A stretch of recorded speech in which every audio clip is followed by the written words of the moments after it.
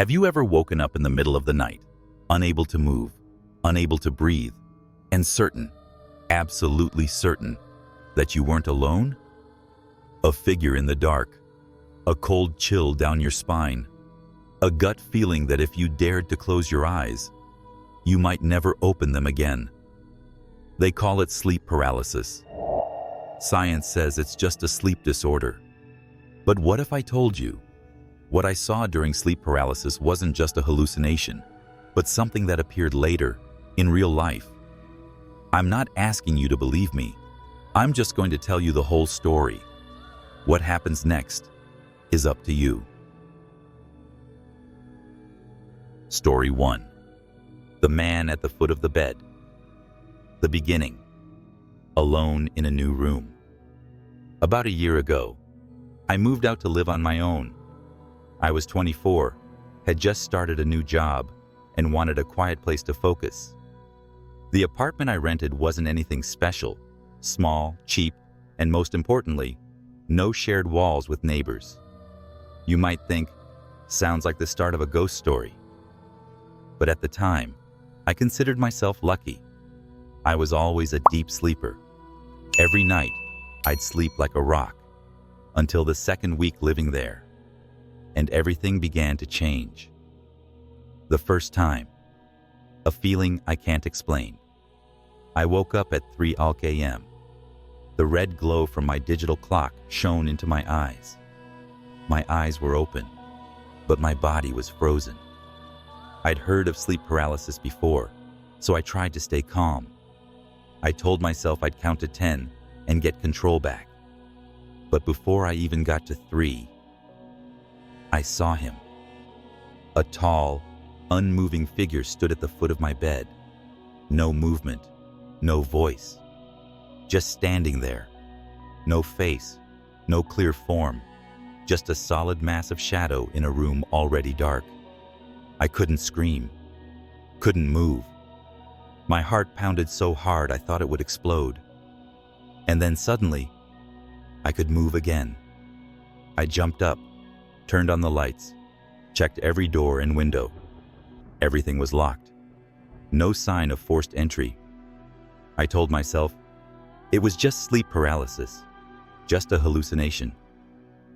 But if it was a hallucination, why do I still remember him so clearly? Why did he not fade like a dream, but stay vivid, like something real? The nights after, the creeping closer. The second episode came 3 days later, again at 3:14 a.m. This time, he wasn't at the foot of the bed. He had moved to the corner by the desk. The paralysis felt colder, heavier, and I started to notice. With each incident, he was getting closer. I began recording each time I experienced it. The time, the location of the figure, and I realized, each time, he moved a little closer. From the foot of the bed, to the desk, to the couch, to right beside the bed.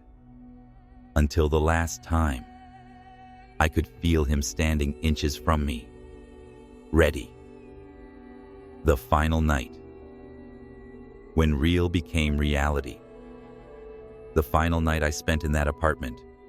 Actually, the last night I dared to sleep alone. Everything went too far.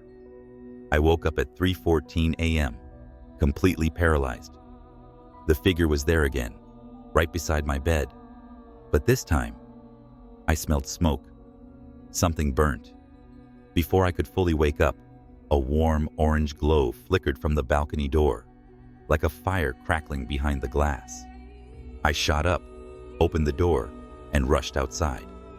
The kitchen was smoking, small flames flickering from the toaster due to a wire short. But what chilled me wasn't the fire. It was the wet footprints I saw on the tile, leading from the balcony window into the apartment. Footprints that weren't mine. From that night on, the sleep paralysis didn't stop. But something had changed. The images, the smoke, the footsteps. I could no longer tell whether I was dreaming or being haunted by something real. Now, I set an alarm every night at 3:13, just in case.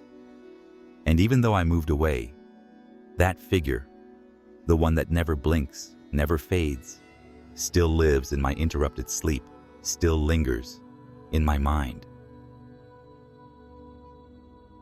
Story 2.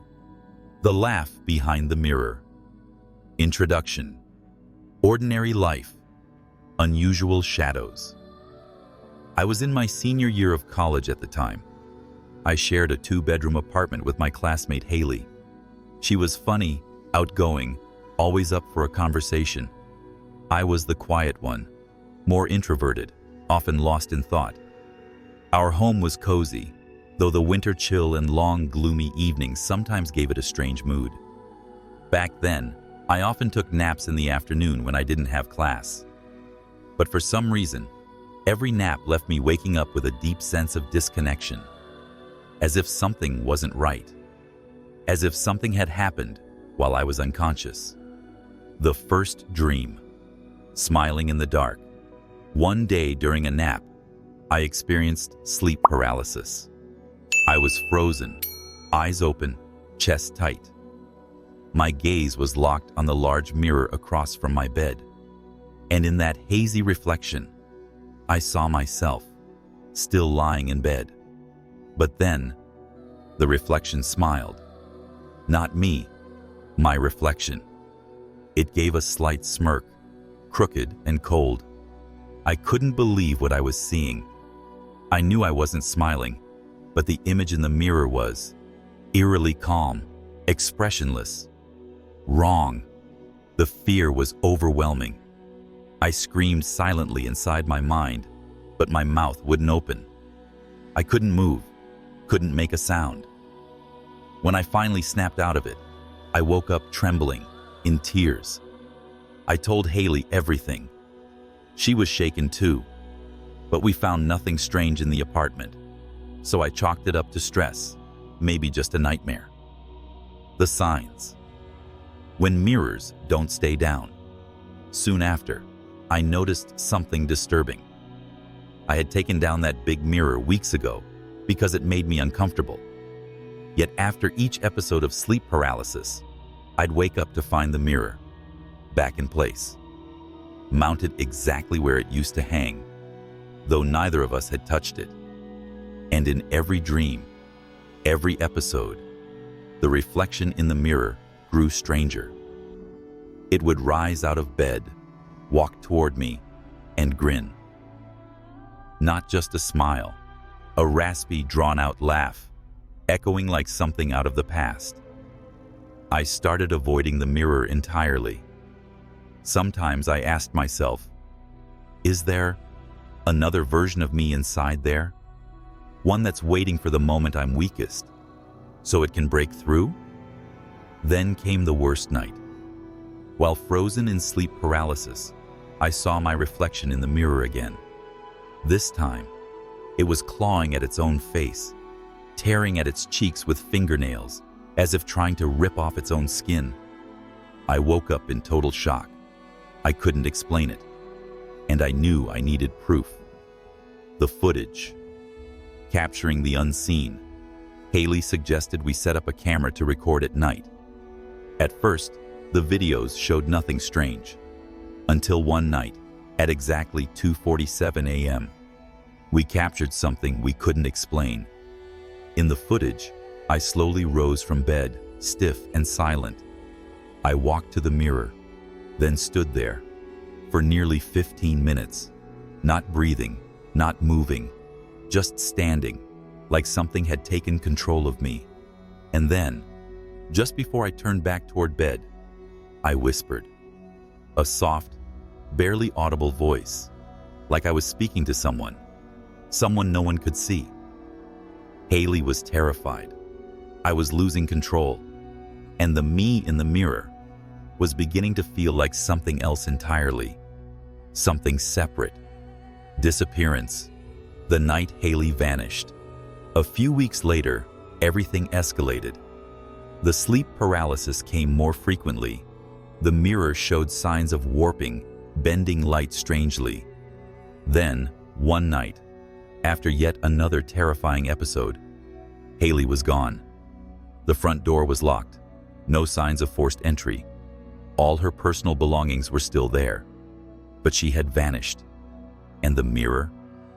This time, it had a small crack in the top corner, like something had just slipped through. I told the police. They assumed I was having a mental breakdown. Stress-induced delusion, they said. But deep inside, I knew Haley hadn't just left. I believe the version of me in the mirror took something from her.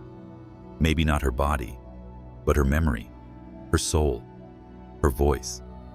And now, she only exists in fragments of dreams I don't want to remember. Story 3. The Knocking at 2:33, the beginning. A quiet country home. I grew up in an old house tucked away in the rural north. 2 stories, weathered paint, sloped roof, surrounded by a small forest. My family had lived there since my great-grandfather's time. When my older siblings left for college, I moved into the ground floor bedroom, a room with a large window overlooking the backyard. For a quiet, imaginative 16-year-old, it was the perfect hideaway. But that room would become the stage of one of the most terrifying chapters of my life. The first time, the knock in the dark. It started during summer. I was staying up late gaming, sleeping in past noon. Then one night, I woke up to a paralyzed body. I couldn't move, couldn't scream. And then I heard it. Knock, knock, knock. The sound came from the window, less than 6 feet from my bed. I couldn't turn to look. My body was frozen. But I knew someone was standing outside.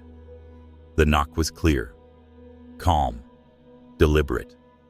When I finally regained movement, I pulled back the curtain. Outside, nothing. Just wind through the trees. Silence. 2:33. The time that wouldn't leave me alone.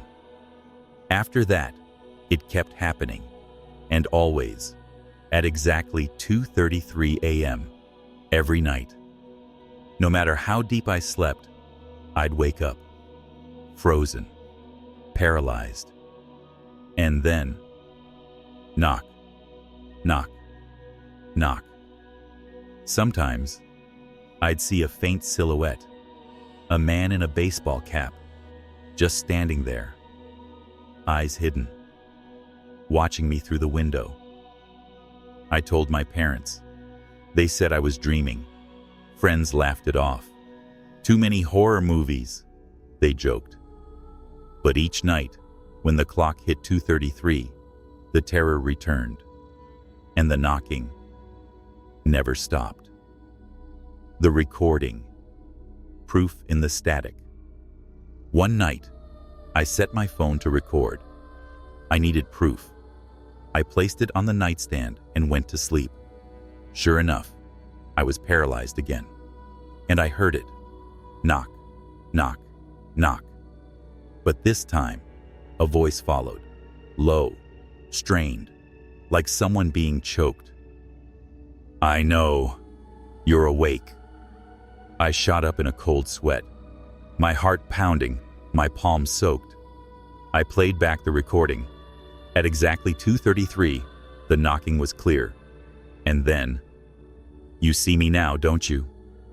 I brought the audio to the police.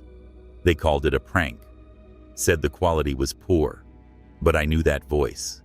It knew me. It had watched me for weeks. The disappearing evidence, vanishing into silence. We upgraded the security. New locks, motion sensors, outdoor cameras. But the knocking continued. And the cameras? They caught nothing. No figures, no movement. Just a mild shaking of the lens, like someone brushed the window and vanished before being seen. Some nights I'd force myself to stay awake until 2:33, trying to catch it. But somehow, I'd always drift off. And when I'd wake, knock, knock, knock. The thin barrier. When reality bleeds.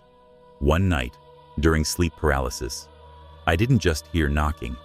I heard footsteps, soft, slow, moving across the old wooden floor. Then, a faint laugh, dry, shaky, barely audible. The door creaked open behind me, and I felt it. A presence, not visible, but undeniable. When I woke, everything looked normal, but the curtain had been pulled aside, and on the floor, a faint, muddy footprint, too large to be mine, from a foot that didn't belong to anyone in my home. Something had come in.